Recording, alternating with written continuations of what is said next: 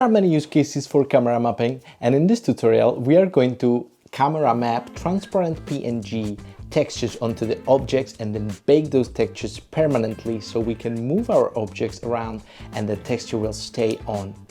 This video is inspired by the artwork of 2D Pete, who does an incredible job at combining typography and 3D graphics, and I thought about how he does some of his stuff, and we all know I suck at UVs, so I thought of camera mapping. And in Redshift there is a node called camera map, and it seems like a great candidate for what we need, but the problem is when you try to generate UVV it will just keep projecting, and we are instead going to apply Redshift materials to our objects and then set the projection type to camera mapping, and this will do it. So let's go. So we're going to start by putting in tube. And we're going to rotate that tube 90 degrees, and I'm going to use the handles and just start with a very tiny inner circle. The next we're going to highlight the tube, we call it T0, and then we copy that 4 times. So Control C, Control V, Control V, Control V. So we have 0, 1, 2, 3. So I'm going to highlight the 0, 1, and we're going to use the handles to extend this. And we're going to leave little gap in between each of those. Using the handles, extend this beyond, and then just take it further. This one, great. So this is us done, and I'm going to create Redshift material standard and apply it to the inner circle, the first one. I'm going to double click that. I'm going to look inside the node editor, open this material. So now I'm going to copy this material over. And one is going to be our base and the other one is going to be our texture. So I temporarily unplug this and I'm going to have our base color going into material layer. So we have a material layer and we're going to go from out of the first material into our base color. So this is going to be our base and they're going to be going to surface. And now we're going to have texture going as a layer color 1, and now I need to bring that texture in, so I'll type texture and I also type in splitter, which will give me splitter. So I'm going to put texture into splitter and alpha information into opacity, and this way I have full control over this material. So this is the transparent PNG texture. It's a square 1200 to 1200.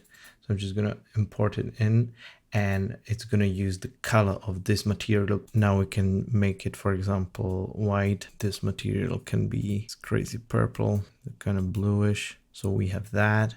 And you can see already material preview here. So now what are we going to do? We're just going to create 3 more copies of this material. So I go to material manager, Control C, Control V, Control V, Control V, right? So we have a standard 1. I'm just going to apply to 1. Standard 2, apply to 2, standard 3, apply to 3, because I want every tube have different kind of properties and different look to it, so I can really fine tune with 4 different materials. So now we have those 4 materials and we can now bring in camera. So I'm just gonna go Redshift, cameras, standard, and name it projection cam. Now I'm gonna apply all materials. I'm going to highlight them all, and I'm going to set their projection from UVV to camera mapping. And I'm going to take this cam and drag this there. And now it's there, but it's weirdly stretched. So we just need to change that film aspect to square 1 to 1. And now I can use this projection cam actually to zoom in, zoom out. So if I'm going to close right in, I can actually see that texture here. So this is going to be our projection, and I'm going to go out of it by going back to my main camera, my main Redshift camera.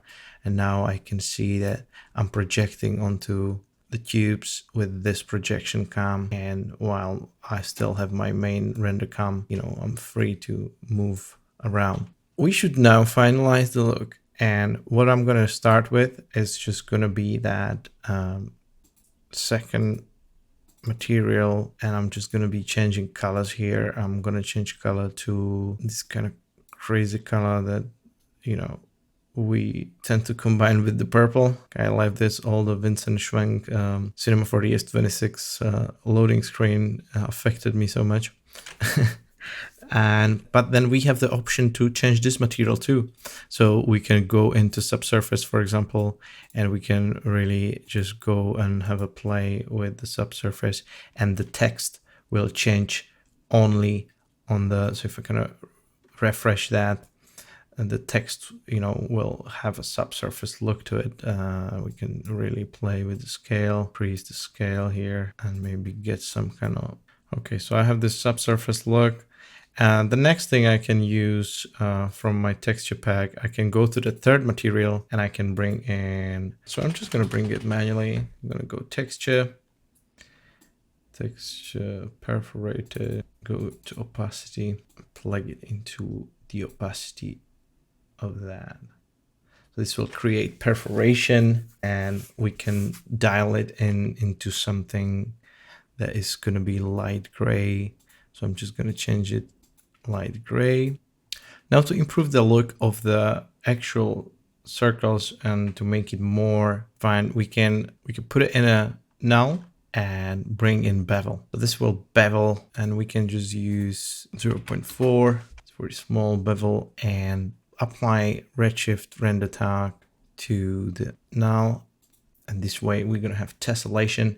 So without that, it would be looking this, which is cool look as well. But we're going to go for something like that. If we say, let's say this is the final look we want, we need to make sure that everything is set up correctly before we put it into Cloner to animate it. If I highlight all these 4 textures and I right click it, I need to press this generate UVV coordinates, but it's not currently available due to we need to convert these primitives to mesh, because they're UVV stored differently. But once I press C, it will create the UVV tag and I can generate UVV coordinates, which will store our projected texture too. So now it's done, and I can highlight all these. Actually, I can bring in Cloner, I can highlight all these and just put them into that Cloner.